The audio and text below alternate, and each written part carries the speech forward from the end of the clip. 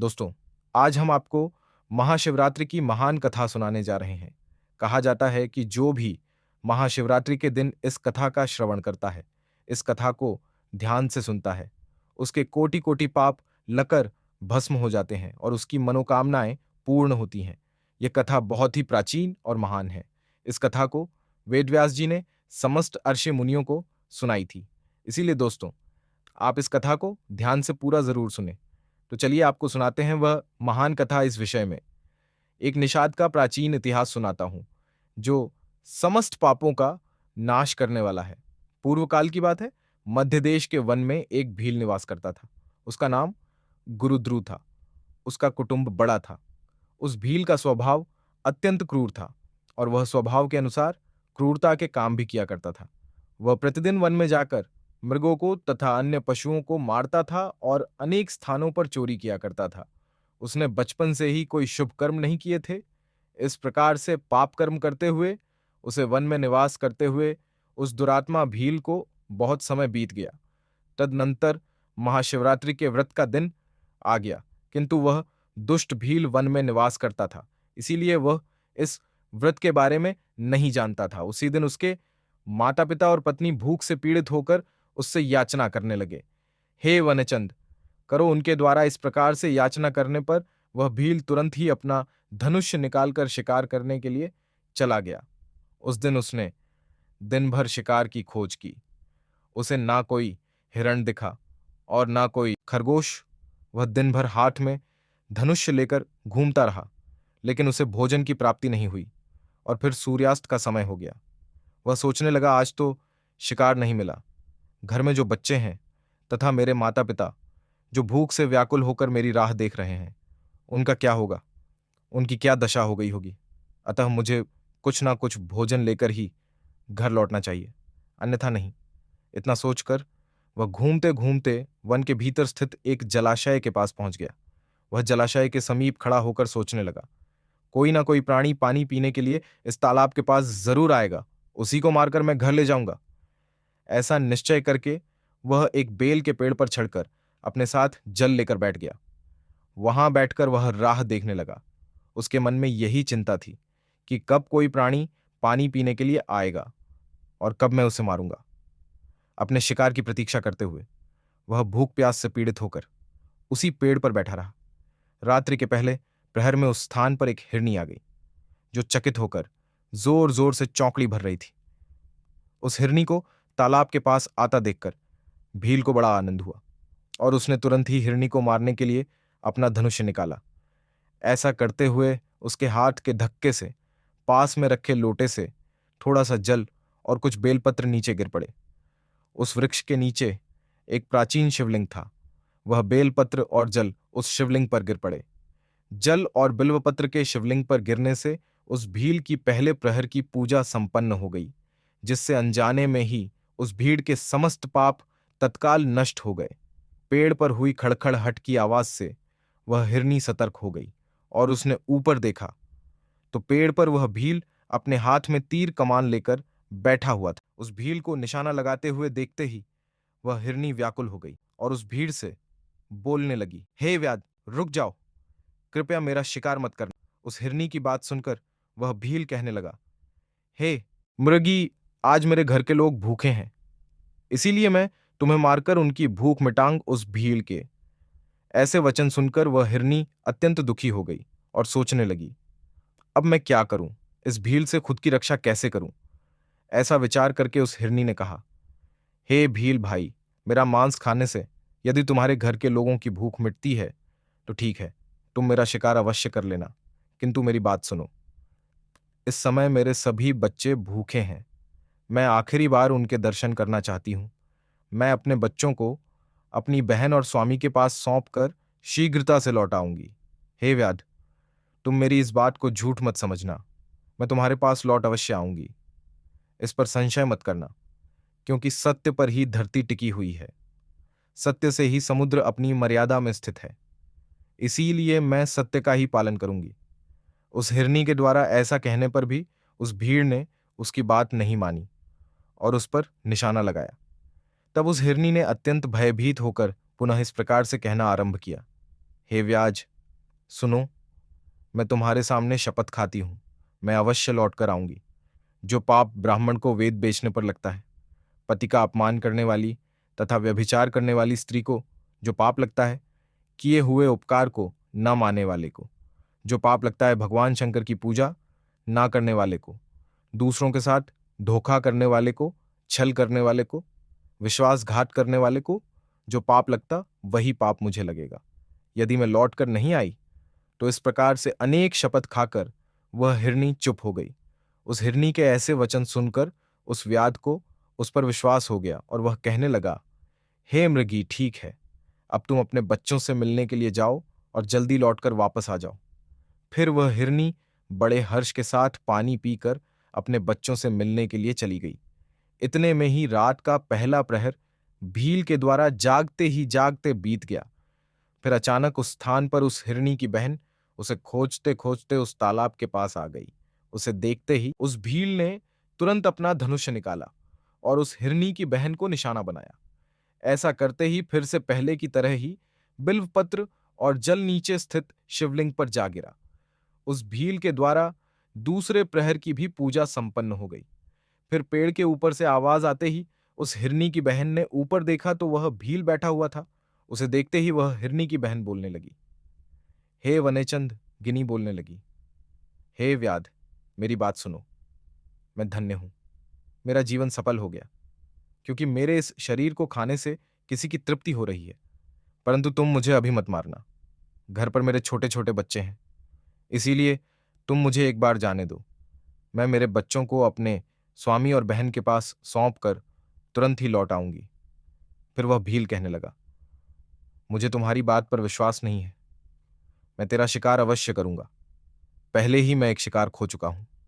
यह बात सुनकर वह हिरनी भगवान विष्णु की शपथ खाकर कहने लगी, हे व्याध, मैं जो कहती हूं उसे ध्यान से सुनो। यदि मैं लौट कर ना आऊं तो मेरा सारा पुण्य नष्ट हो जाए, क्योंकि जो जो वचन देकर तोड़ देता है उसके पुण्य नष्ट हो जाते हैं। जो पुरुष अपनी पत्नी को त्याग कर दूसरी स्त्री के पास जाता है, जो भगवान विष्णु का भक्त होकर भी शिव जी की निंदा करता है, जो अपने माता पिता का श्राद्ध नहीं करता, ऐसे लोगों को जो पाप लगता है वही पाप मुझे लगे।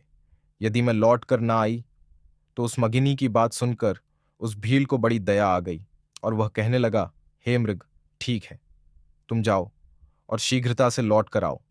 फिर वह हिरनी की बहन भी जल पीकर अपने बच्चों से मिलने के लिए चली गई। इतने में ही रात का दूसरा प्रहार जागते जागते ही उस भीड़ ने बीता दिया। फिर रात्रि के तीसरे प्रहर का आरंभ हुआ।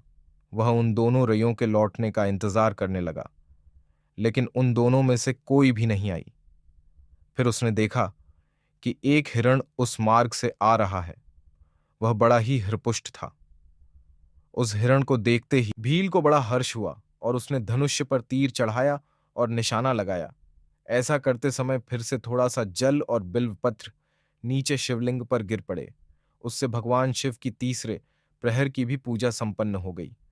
पेड़ के ऊपर से पत्तों की आवाज आते ही उस हिरण ने ऊपर की ओर देखा तो वह भील पेड़ पर बैठा हुआ था। उस भील को देखते ही वह हिरण घबरा गया और बोलने लगा, हे व्याध, क्या कर रहे हो? रुक जाओ। भील कहने लगा, मैं अपने परिवार के लिए भोजन की तलाश में हूं, इसीलिए अब मैं तुम्हारा शिकार करने जा रहा हूं। भील की बात सुनकर वह हिरण कहने लगा, हे व्याध भाई, अगर तुमने यहां पर आई हुई मेरी दोनों पत्नियों को मार डाला है तो बिना विलंब किए तुम मेरे भी प्राण ले लो, क्योंकि उनके बगैर मैं जीवित नहीं रह सकता।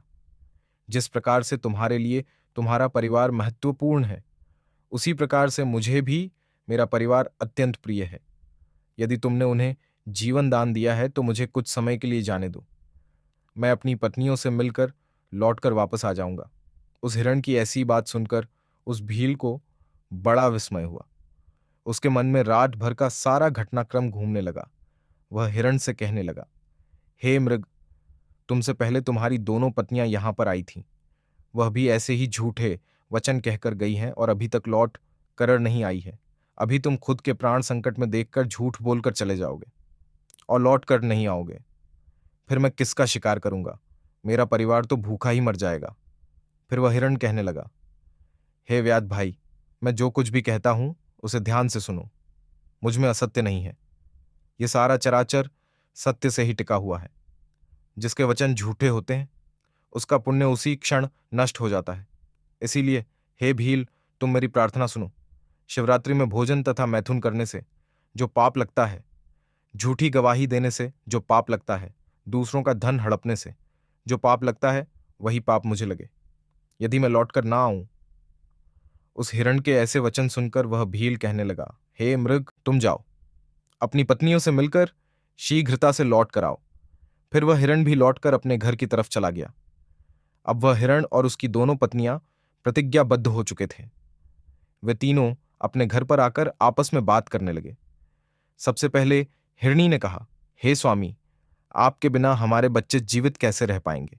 सबसे पहले मैंने उस भील को वचन दिया है, इसीलिए केवल मुझे ही उसके पास जाना चाहिए।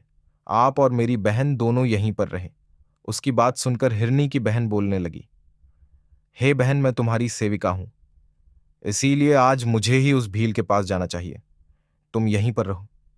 उन दोनों की बात सुनकर वह हिरण बोलने लगा, हे प्रिय, तुम दोनों यहीं पर रुक जाओ और बच्चों का पालन करो। माता के समान बच्चों की रक्षा कोई नहीं कर सकता, और बच्चों को माता के दूध की भी आवश्यकता होती है। इसीलिए केवल मुझे ही उस भील के पास जाना चाहिए। अपने पति की इस बात को दोनों हिरणों ने स्वीकार नहीं किया, और वे दोनों अपने पति से कहने लगीं, हे स्वामी, पति के बिना स्त्री का जीवन नष्ट हो जाता है, इसीलिए हम भी आपके साथ चलते हैं। फिर वे तीनों ही अपने बच्चों को सांत्वना देते हैं और पड़ोसियों को सौंपकर उस शिकारी के पास जाने लगते हैं। उन्हें जाते देख उनके बच्चे भी उनके पीछे पीछे जाने लगे। वह भील उसी वृक्ष पर उनकी प्रतीक्षा करते हुए बैठा था। फिर वे सभी रण उस स्थान पर पहुंच गए। उन सभी को अपने पास आता हुआ देखकर वह शिकारी बहुत प्रसन्न हुआ और उसने उन सभी को मारने के लिए अपने धनुष पर बाण चढ़ाया। ऐसा करते हुए पुनः थोड़ा सा जल और बिल्वपत्र शिवलिंग पर गिर पड़े। इससे उस भील की चौथे प्रहर की पूजा भी संपन्न हो गई।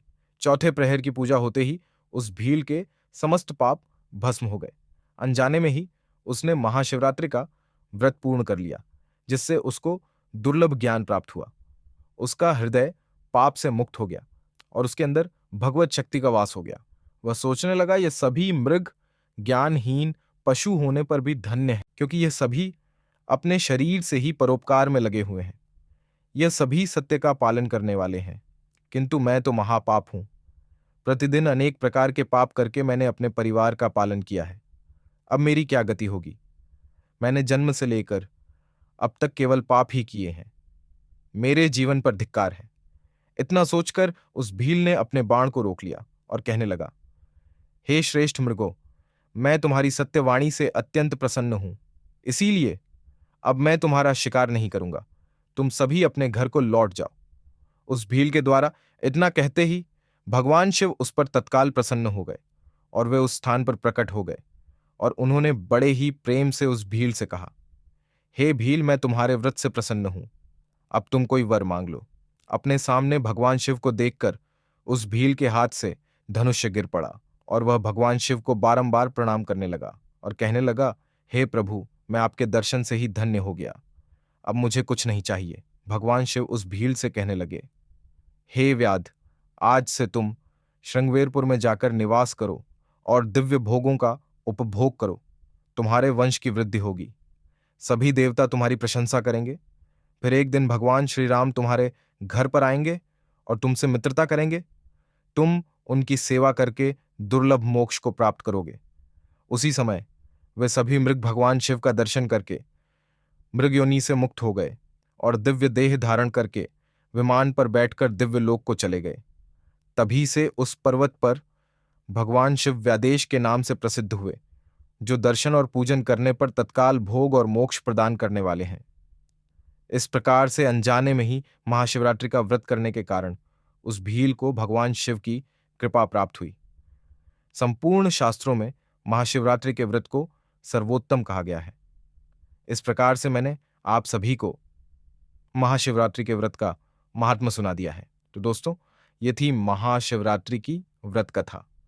इस कथा को पूरा सुनने के लिए आप सभी का धन्यवाद। ये कथा आपको कैसी लगी कमेंट करके अवश्य बता। जानकारी अच्छी लगी तो वीडियो को लाइक जरूर करें और कमेंट में हर हर महादेव जरूर लिखें। साथ ही चैनल को सब्सक्राइब करें। आप सभी का धन्यवाद।